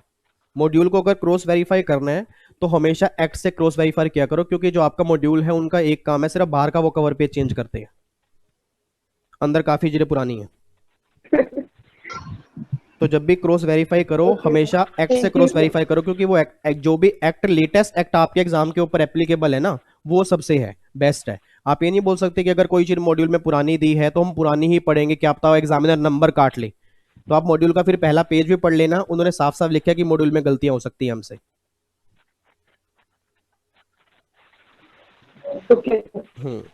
ठीक है जी, और बताओ जी, और किसका डाउट है? सर हाँ जी, सर मेरे को कुछ एडवाइस चाहिए थी। क्या कह रहे हो? मेरे को कुछ एडवाइस चाहिए थी सर। एडवाइस चाहिए थी? Yes sir. डाउट नहीं है कोई? डाउट है सर, बट पहले एडवाइस चाहिए। अच्छा, पहले एडवाइस? ये तो आप मेरे को धमका रहे हो। नहीं नहीं सर। अच्छा पूछ अच्छा, रही हूँ मैं। अच्छा हाँ जी, बोलो क्या एडवाइस चाहिए? सर ICSI ने अपन को ऑप्ट आउट का ऑप्शन दिया है, हाँ जी, और मेरा सेंटर दिल्ली आने वाला है, क्योंकि एक्चुअली मैं हूँ राजस्थान से, लेकिन मेरा सेंटर दिल्ली आएगा। अच्छा। तो सर मैं ऑप्ट इन करूँ या ऑप्ट आउट करूँ? कंफ्यूज हूँ, मैं प्रिपरेशन कर चुकी हूँ लेकिन फिर भी कंफ्यूज हूँ इस चीज नहीं से। तो आप ये देखो, आप दिल्ली आराम से आ सकते हो। आ तो सकते हैं सर। आ सकते हो तो एग्जाम यहाँ पे देने के लिए जाओगे तो कोई साथ में होगा, मम्मी पापा साथ में रहेंगे, नहीं रहेंगे अकेले देने जाना पड़ेगा, कैसे? नहीं, अंकल होंगे साथ में। हाँ तो देखो, अगर अंकल होंगे और पूरी सेफ्टी के साथ अगर आप एग्जाम देने जा सकते हो फिर तो कोई दिक्कत नहीं है। मैं नहीं बोलूंगा कि आप अटेम्प्ट डिले करो, क्योंकि अगर इंस्टीट्यूट एग्जाम ले सकता है तो हम एग्जाम दे भी सकते हैं अगर हमारी तैयारी पूरी है तो। क्योंकि देखो ना, टेक केयर तो वो करेगा ना हमारी, वो पूरा स्कूल सैनिटाइज करेंगे, पूरी सेफ्टी वहां पे चेक करेंगे, तो हमें तो बस एग्जाम सेंटर तक पहुंचना है, ठीक है ना। उसके बाद एग्जाम कैसे लेना है वो इंस्टीट्यूट को भी पता है कि अगर सिंगल बच्चे को भी प्रॉब्लम आ गई तो बात इंस्टीट्यूट के ऊपर भी आएगी। ये बात ऑलवेज ध्यान देना कि ऐसा नहीं है कि इंस्टीट्यूट ने अपनी सेफ्टी रखी नहीं होगी, पूरा वो सेफ्टी रख के चलेंगे, बट अपनी लाइफ से बड़ा कुछ नहीं है। अगर आपको लगता है भाई मैं जिस एरिया में रहूंगी मुझे वहां प्रॉब्लम हो सकती है, या साथ में कोई लेके आने जाने वाला मेरे को कोई नहीं होगा, तो फिर तो बिल्कुल मत दो। बट अगर साथ में अंकल हैं, वो साथ में एग्जाम देने जाएंगे और साथ ही वापस लेके आएंगे, तो फिर तो कोई दिक्कत नहीं। अगर तैयारी पूरी है तो आप बिल्कुल एग्जाम दे सकते हो। बट मेरे को चांसेस अभी भी कम लग रहे हैं कि अगस्त में एग्जाम होंगे, बट मैं ये नहीं कह रहा कि नहीं होंगे, चांसेस की बात कर रहा हूँ, बाकी कुछ कह नहीं सकते। नहीं, मैं तो ये पूछ रही हूँ होंगे तो देने हैं क्या, यही पूछ रही थी बस। हाँ हाँ बिल्कुल देने हैं। देखो अगर आप दे सकते हो, मैं तो मना नहीं करूंगा, अगर तैयारी पूरी है तो और बिल्कुल सेफ साइड में लेके जा सकते हो तो क्यों नहीं देने। ओके, और सर एक और पूछना था कि सर अगर रैंक के लिए कितना परसेंटेज होना चाहिए एवरेज, मतलब ICSI की रैंक कितने भी टूटती होगी लगभग? रैंक के लिए कम से कम भी 70% से ऊपर चाहिए, 70 to 80%। 70, ओके। और अब सर मेरा डाउट है, हाँ जी। मैं डाउट पूछती हूँ। डाउट ये है सर कि हमें मार्जिनल रिलीफ की जरूरत क्यों पड़ती है कि है ना, सॉरी, अपन टैक्सेशन तो दे देते हैं, मतलब टैक्स कैलकुलेट कर देते हैं, लेकिन मार्जिनल रिलीफ क्यों चाहिए हमें? मतलब इसलिए हमें जरूरत ही क्या है कि हमें रिलीफ लेनी पड़े? चलो ठीक है, मैं आपसे ही क्वेश्चन पूछता हूँ। मान लो आपकी इनकम 5 करोड़ 1 लाख रुपए है, ठीक है। अब आपकी इनकम 5 करोड़ 1 लाख पे है, आपने टैक्स निकाल दिया। फॉर एग्जांपल आपका 5 करोड़ 1 लाख रुपए के ऊपर टैक्स निकल के आ गया 30 लाख रुपए, ठीक है। और अगर आपकी इनकम 5 करोड़ होती, अगर मान लो 5 करोड़ 1 लाख ना होती, सिर्फ 5 करोड़ होती, तो आपका टैक्स आता फॉर एग्जांपल 24 लाख रुपए। अब मेरा बस आपसे क्वेश्चन है, अगर मैं 5 करोड़ रुपए कमा रहा हूं, मेरा टैक्स 24 लाख रुपए आ रहा है। 5 करोड़ 1 लाख रुपए कमा रहा हूं तो मेरा टैक्स 30 लाख रुपए आ रहा है। रीजन बीइंग क्योंकि सरचार्ज मेरा बढ़ गया। मेरा क्वेश्चन सिंपल सा आपसे है, आपने 1 लाख ज्यादा कमाया क्योंकि 5 करोड़ और 5 करोड़ 1 लाख के बीच में डिफरेंस कितना है? 1 लाख का। बट आपका टैक्स कितने से बढ़ गया? 6 लाख से। तो अब आप खुद बताओ कि आपके ऊपर हार्डशिप हो रही है नहीं हो रही? हाँ, हो रही है। तो बस आंसर आपके पास ही है, फिर आंसर आपके पास ही है कि एमआर तो मिलना चाहिए ना फिर आपको। मिलना चाहिए, बट सर मतलब इंडिविजुअल्स में अलग कैलकुलेशन होती है, फर्म्स में अलग होती है। सर फर्म्स में और फॉरेन कंपनी के लिए कैसे कैलकुलेट करेंगे? फर्म्स में फॉरेन कंपनी के केस में कैसे कैलकुलेट करेंगे, समझा नहीं। फर्म्स में फॉरेन कंपनी कहां से आ गई? नहीं सर, जैसे अपने इंडिया की फर्म से उसके लिए कैसे कैलकुलेशन करनी है और फॉरेन कंपनी के लिए कैसे वो तो नॉर्मल कैलकुलेशन करनी है, जैसे मैंने क्लास के अंदर बताई थी। पार्टनरशिप फर्म वाले केस में तो कोई दिक्कत ही नहीं है। पार्टनरशिप फर्म वाले केस में तो सिर्फ एक ही सरचार्ज का रेट है, 1 करोड़ के बाद सीधा 12%। तो इनकम अगर 5 करोड़ होगी तो मतलब ही पैदा नहीं होता कि फर्म को एमआर मिलेगा। मेरे ख्याल से पार्टनरशिप फर्म में जो मैक्सिमम एमआर मिलेगा वो तब तक मिलेगा अगर इनकम 1 करोड़ 2 लाख या 3 लाख तक होगी, उसके बाद उसको एमआर मिलेगा ही नहीं। और फॉरेन कंपनी वाले केस में 2 सरचार्ज के रेट है, 2% और 5%। तो ऐसा नहीं है कि एमआर हर केस में मिलेगा, वो आपको ना देखना पड़ेगा। और एमआर जो होता है वो एक लिमिट तक मिलता है, और लिमिट की क्या होती है कि जहां तक आपका टैक्स इनकम से ज्यादा आएगा वहां तक एमआर मिलेगा, जहां तक आपका टैक्स इनकम से कम हो जाएगा ना, उस केस में आपको एमआर मिलेगा ही नहीं। तो हमें हर क्वेश्चन में नॉर्मली आइडेंटिफाई करना पड़ेगा कि जो इनकम में क्वेश्चन में दी है उस पे टैक्स कितना आ रहा है। और अगर मेरी इनकम इतनी होती, इतनी का मतलब जहां तक सरचार्ज नहीं था या जहां तक सरचार्ज था बट इस रेट से कम था, उससे कंपैरिजन करके देख लो। तो अगर मेरी इनकम इतनी होती तो टैक्स मेरा इतना आता, और जो इनकम मुझे दी है उस पर टैक्स मेरा इतना आ रहा है। तो अब टैक्स का डिफरेंस निकाल लो, इनकम का डिफरेंस निकाल लो, दोनों को कंपेयर कर लो, आप एमआर निकाल लो। सर मेरे को ये भी पूछना था सर, जीएसटी में गुड्स और सर्विस दोनों पे जीएसटी लगती है? आप बताओ गुड्स जीएसटी की डेफिनेशन, जीएसटी की फुल फॉर्म बताओ। Sir goods and service tax. अब आप मुझे आंसर दो, किस पे लगती है? अब सर मेरे को ये डाउट है कि सर अगर सिर्फ सर्विस दे तब, मतलब एंड लिखा है दोनों के बीच में। नहीं, आपने पहले तो मेरे को ये बताओ, आपने जीएसटी की एंड, आप नालायक, पहले तो मेरे को एक बात बताओ, सब उसमें आपने पढ़ा नहीं जीएसटी में गुड्स और सर्विस और बोथ?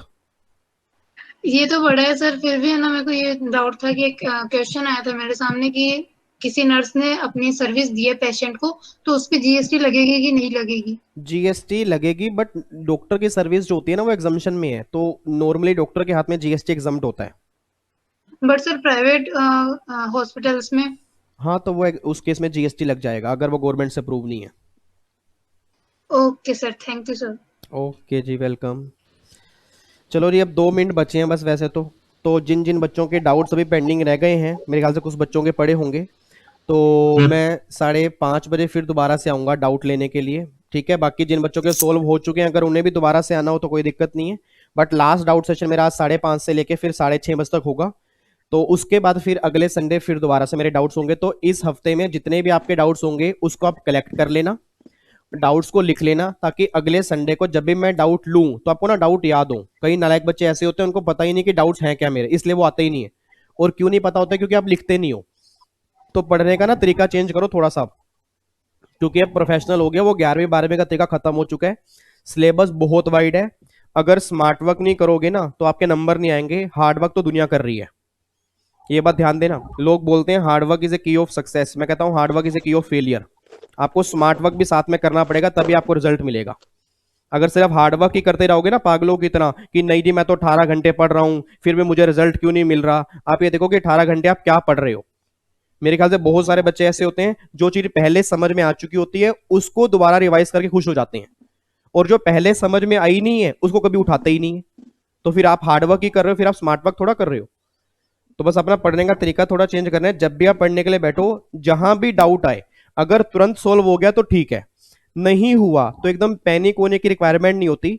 वहां डाउट नोट कर लो और फिर आगे चलो, क्योंकि कोई दिक्कत वाली बात नहीं है, वो डाउट सोल्व हो जाएगा। अभी एग्जाम में टाइम है, उस डाउट्स को लिखते रहो लिखते रहो लिखते रहो। जितने भी डाउट्स हो गए, अगले संडे फिर डाउट सेशन होगा, 1 बाय 1 सारे डाउट्स क्लियर कर लो। और बीच में भी अगर कभी फोन करते हो या व्हाट्सएप करते हो, उसमें ऑलमोस्ट वैसे कई बच्चों को रिप्लाई मिल जाते होंगे, बट जिन बच्चों को नहीं मिलते घबराए मत करो। जो भी आपके डाउट्स हैं संडे को मैं आपके लिए आता हूं, जितने भी डाउट्स हैं आराम से दिल खोल के पूछा करो, कोई दिक्कत वाली बात नहीं है, ठीक है ना। क्योंकि मेन जो भी आपके डाउट्स होते हैं ना, क्योंकि बच्चा क्या है, जब क्लास होती है 300-400 बच्चों की, तब तो बच्चा पूछ नहीं पाता, डरता है। तो सिंपल सी बात है, अगर आप डरोगे, आप डाउट नहीं पूछोगे, मेरे ख्याल से बहुत सारे बच्चे जानते होंगे, वही डाउट्स आपके फिर एग्जाम में आते हैं। और जब एग्जाम हॉल के अंदर बैठते हो ना, फिर आपको याद आता है, ओहो ये तो वही डाउट था जो मैंने लिखा था, मैंने डर के मारे पूछा ही नहीं था।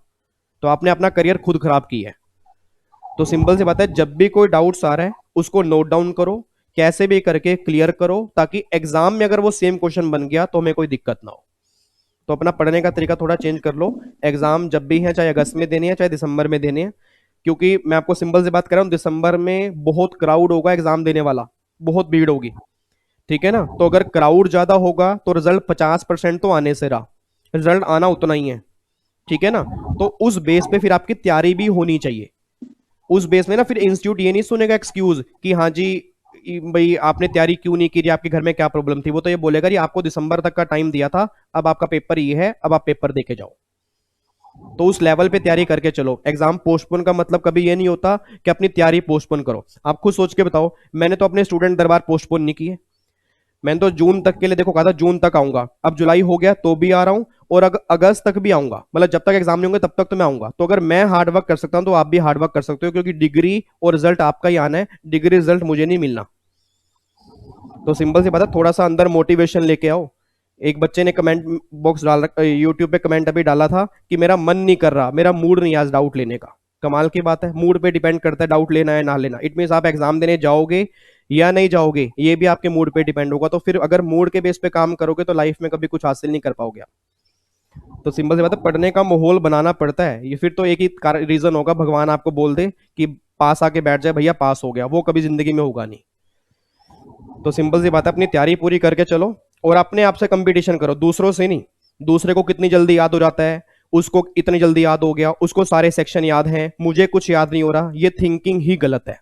आप कभी ये नहीं देखते कि जिस बच्चे को सारा कुछ याद है, क्या पता वो डेली रात को बैठ के पढ़ रहा हो, आपके सामने आपको दिखा रहा हो कि वो पढ़ता ही नहीं है। तो हमेशा किसी के फेस के ऊपर मत देखो कि वो ये चीज है तो मैं ये चीज नहीं हूं। आप अपने आप से क्वेश्चन पढ़ो कि भैया मैं दिन में कितना पढ़ा हूं और मेरा आउटपुट कितना निकल के आ रहा है और मुझे क्या काम करना है। तो हमेशा पहली बात तो कंपैरिजन बंद कर दो और अपने ऊपर ध्यान लगाना स्टार्ट करो, बस उस दिन आपका रिजल्ट आ जाएगा। ठीक है जी, चलो फिर बाकी मुलाकात करूंगा मैं 5:30 बजे। जिन जिन को डाउट्स है फिर मुलाकात करते हैं 5:30 बजे। ओके जी, bye bye, tata, thank you so much, जय हिंद, थैंक यू सो मच जी, बाय बाय।